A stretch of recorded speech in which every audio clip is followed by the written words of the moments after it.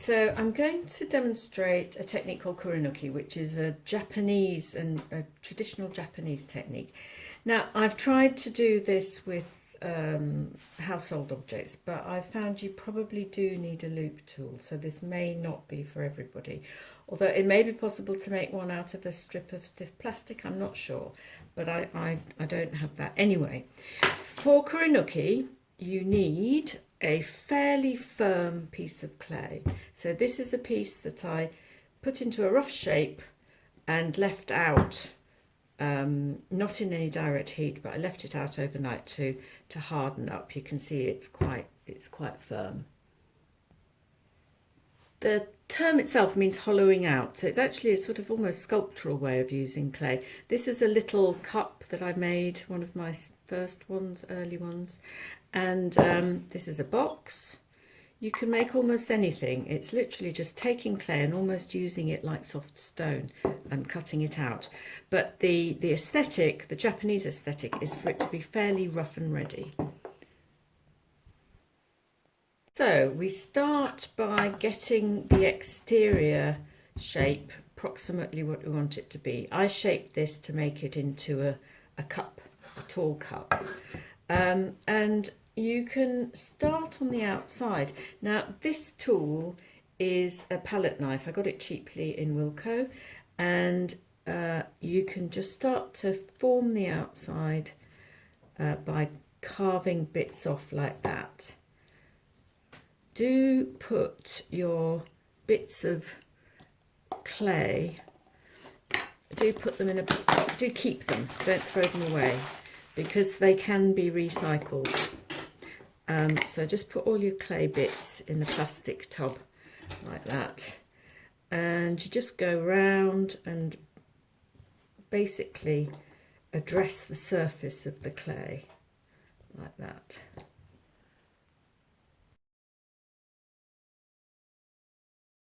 You end up with a surface that looks, I mean, it looks a bit sort of craggy and mountainous. Now the next thing is to think about the foot ring. So I am going to use my cocktail stick to mark out an approximate foot ring like that.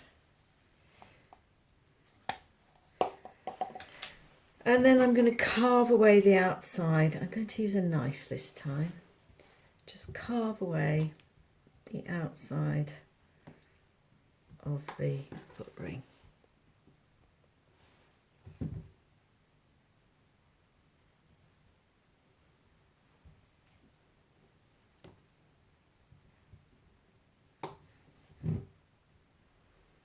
Okay, so you can have your foot ring any depth you like.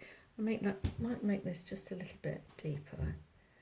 And of course you don't have to use a palette knife to do the sides either. You could always just use a knife for that too. It's just knives tend to be a bit pointier, and a palette knife's got that nice flat surface to it. Right.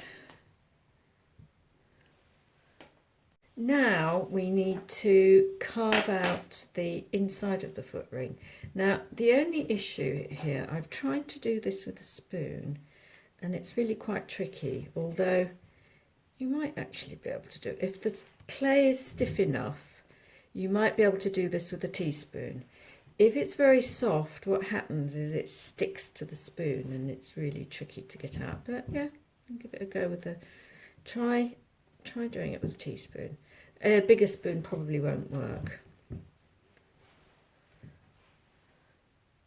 You can just scrape it out so you can get a slightly smoother surface if that's what you want on the inside of your foot ring.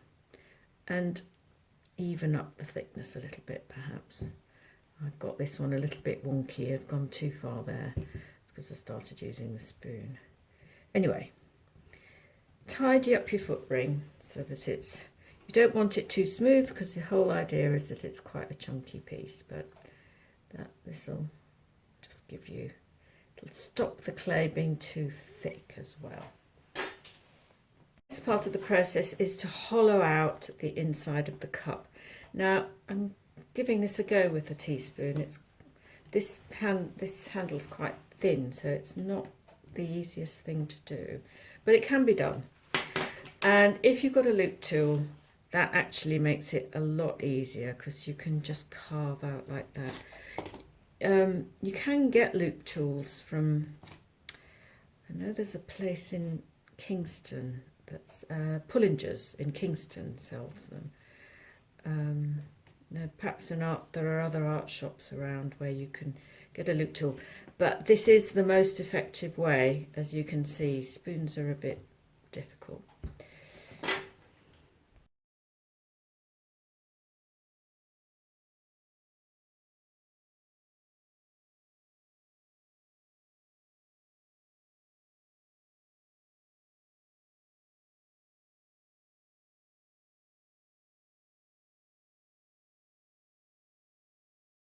So it's quite well hollowed out now. You do not want the walls to be too thick. One of the mistakes that people make when they do this is they make the walls very thick. On the other hand, you don't want to cut through the walls. And one thing you must do while you're hollowing out is make sure that you don't go through the bottom.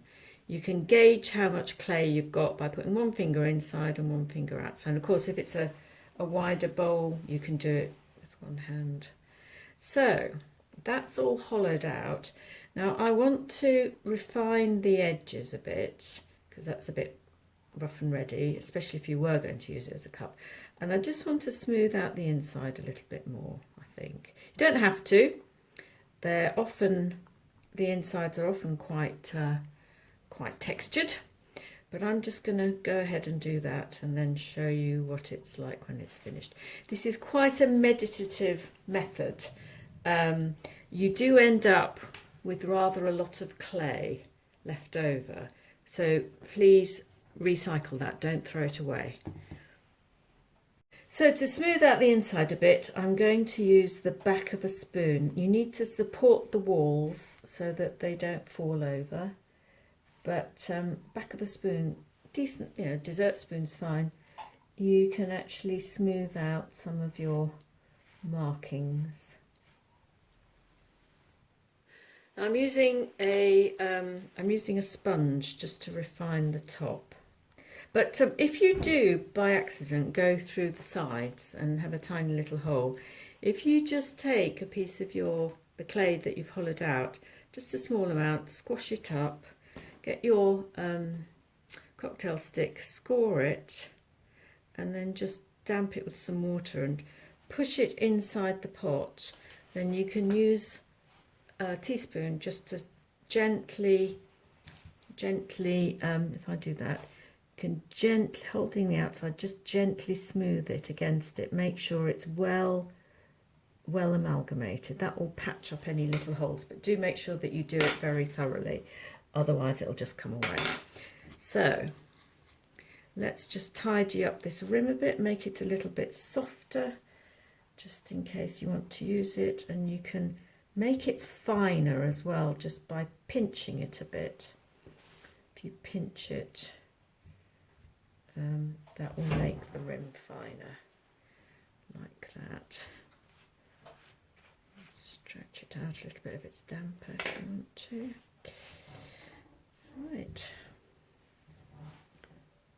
And there you have your Kurinuki cup.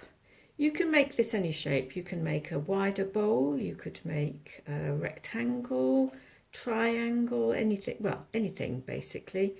It's a very simple and actually rather satisfying technique. So give it a go.